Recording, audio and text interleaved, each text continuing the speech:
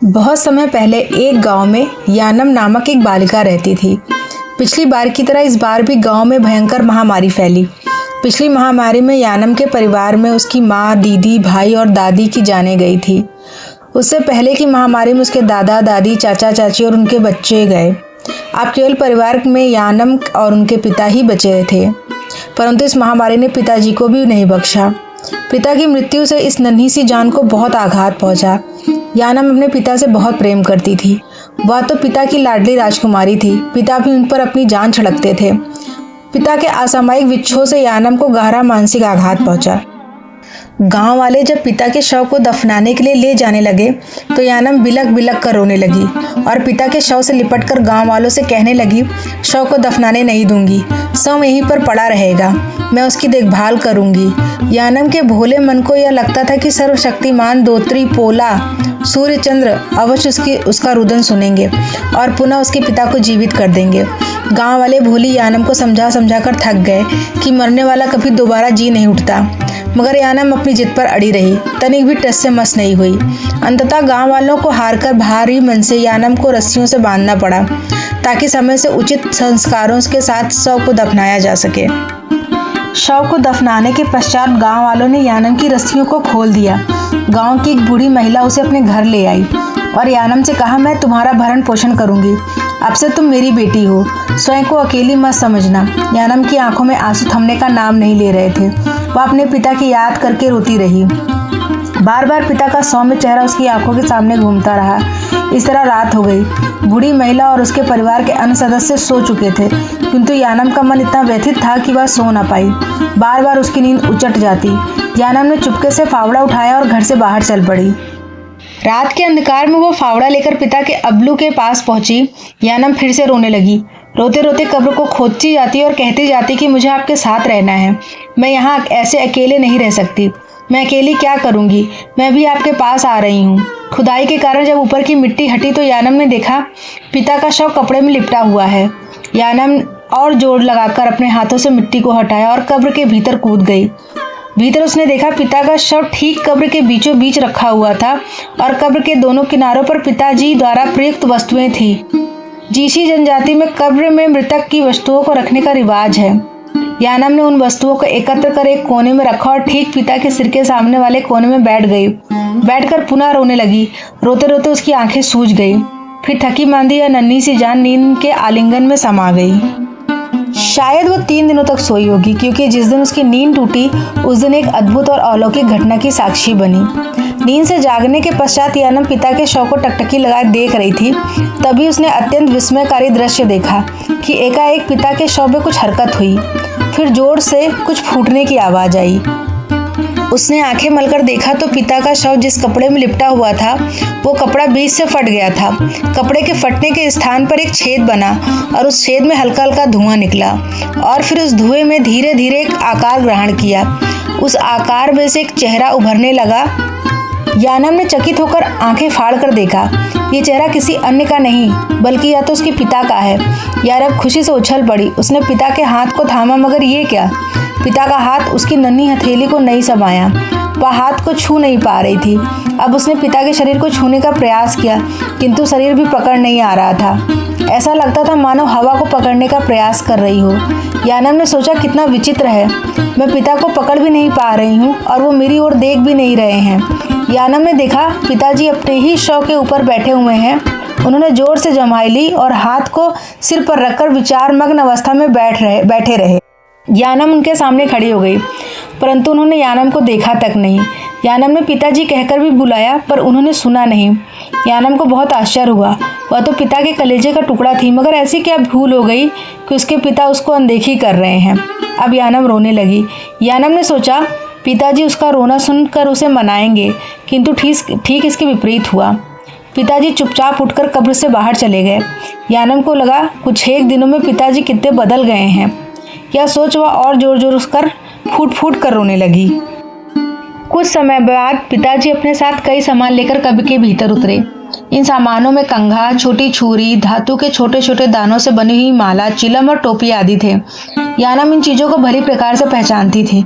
यानम ने सोचा ये सारी चीजें तो घर में रखी हुई थी, तो क्या ये पिताजी घर जाकर इन चीजों को लेकर आए हैं? इसका मतलब ये पिताजी नहीं है, तो फिर कौन है? क्या यह उनकी आत्मा है? यानम ने दादी से सुना था कि जब किसी व्यक्ति की मृत्यु हो जाती है तब 3 दिन पश्चात उसकी आत्मा अपने घर लौटती है और अपनी बाकी चीज़ों को लेके जाती है। यानम को अब समझ में आया, इसलिए पिताजी उसको देख और सुन नहीं पा रहे हैं। यानम और भी भावुक हो गई। उसने असहाय नेत्रों से अपने पिता की ओर देखा। पिताजी यानम की उपस्थिति से बिल्कुल अनभिज्ञ थे।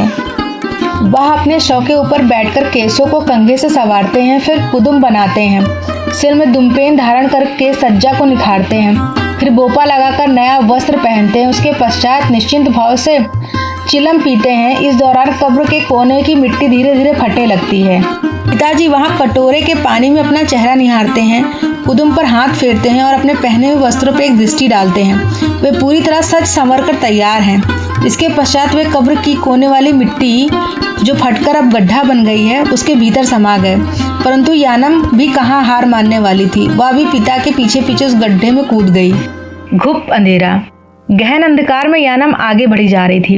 अंधकार की कालिमा में हाथ को हाथ नहीं सूझ रहा था। केवल पिता की चिलम की रोशनी बीच बीच में किसी जुगनू की भांति जल और बुझ रही थी। ऐसा प्रतीत होता मानो कि वह किसी लंबी और अंधकार भरी सुरंग में किसी अदृश्य छवि का पीछा कर रही हो। यानम निरंतर चली जा रही थी, जरा सा भी कहीं ठहरी नहीं। कारण उसे डर था कि अगर वह रुकी तो पिताजी उससे कोसों दूर न निकल जाएं और वह पिताजी तक कभी पहुंच नहीं पाएगी। मालूम नहीं उसके कोमल पांव उस बीहड़ अंधकार में कितने दिनों तक पिता का पीछा करते रहे। चलते चलते एकाएक तेज रोशनी हुई और यानम की आंखें अपने आप मुंद गई।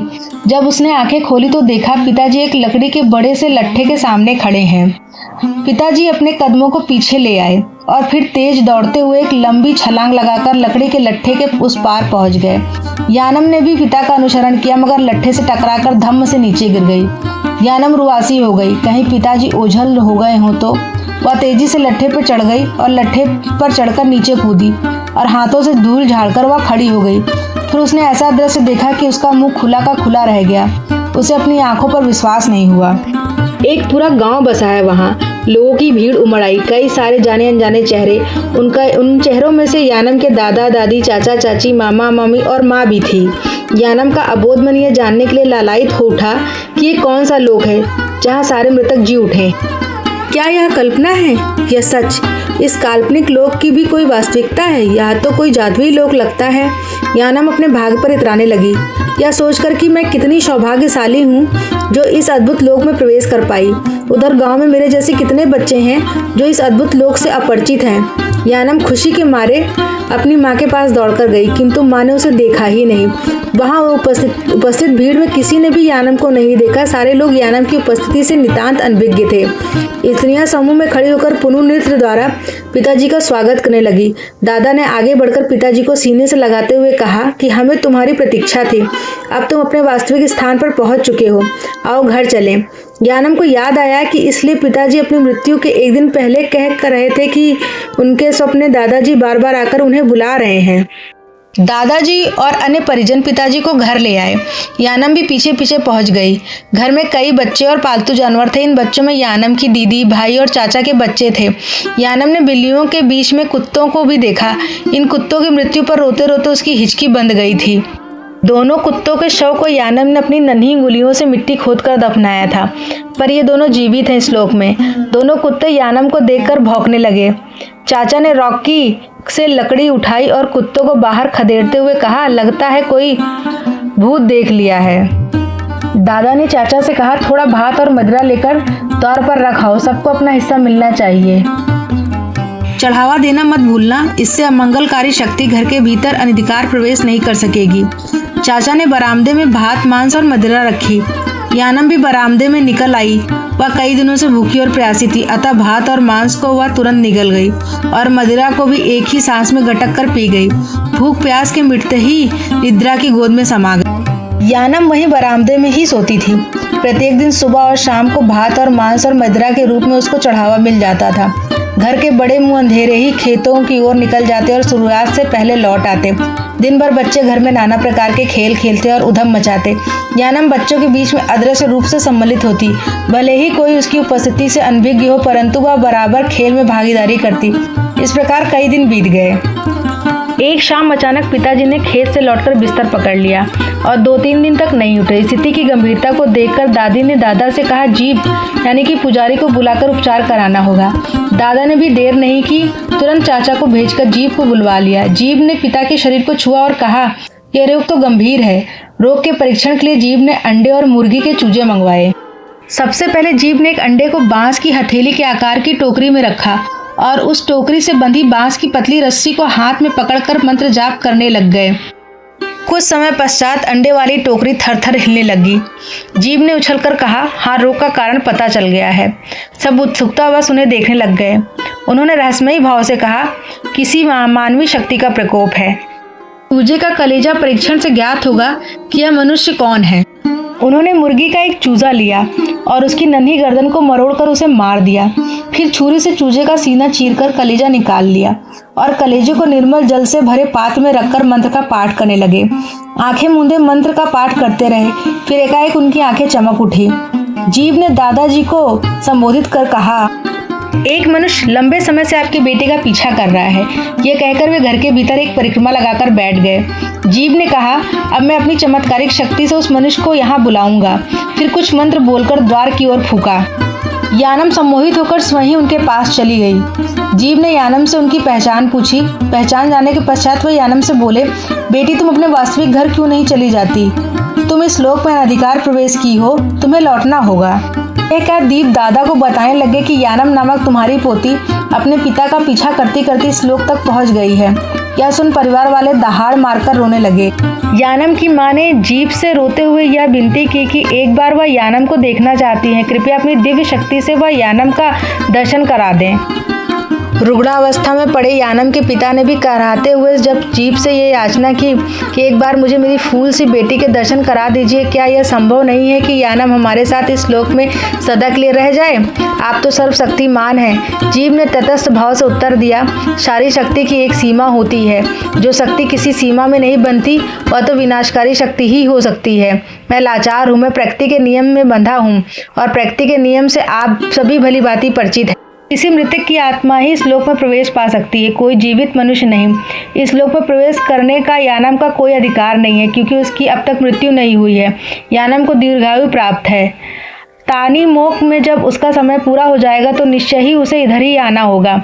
इन दो लोकों का विभाजन मैंने नहीं, प्रकृति ने निर्धारित किया है। मनुष्य रूप में यानम कभी हमारे बीच में सम्मिलित नहीं हो सकती और ना हम प्रेतात्मा उनके लोक में। किसी को भी, चाहे मनुष्य हो या प्रेत, अपने अपने लोक के अतिक्रमण का अधिकार नहीं है। हम सबको प्रकृति के नियम का आदर करना होगा। ये बोलकर जीव ने यानम की ओर देखा और अपने स्वर में कोमलता भरकर उससे कहा, बेटी, हम जानते हैं कि तुम अपने पिता से अत्यधिक प्रेम करती हो। पिता के प्रति तुम्हारा प्रेम देखकर मैं अभिभूत हूँ। तुम्हारी पितृभक्ति अद्वितीय है। तुम्हारे पितृभक्ति ने क्षण भर के लिए प्रकृति को भी मात दे दी, किंतु अब तुम्हें लौटना होगा। जब तक तुम यहाँ रहोगी तब तक तुम्हारे पिता स्वास्थ्य लाभ प्राप्त नहीं करेंगे। क्या तुम अपने पिता को सदा के लिए रोगी बनाना चाहती हो? यानम भर्राए हुए स्वर में बोली, नहीं, कभी नहीं। मैं लौटने को तैयार हूँ। मुझे शीघ्र अतिशीघ्र वापस भेज दीजिए।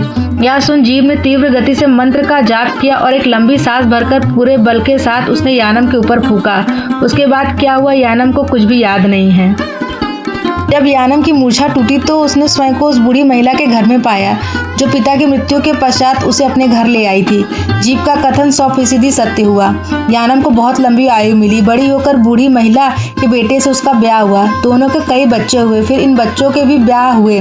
यानम ने तो अपने पड़पोते पड़पोतियों की भी शादी करवाई और फिर एक दिन बिना किसी को कोई कष्ट दिए नींद में ही वह चल बसी।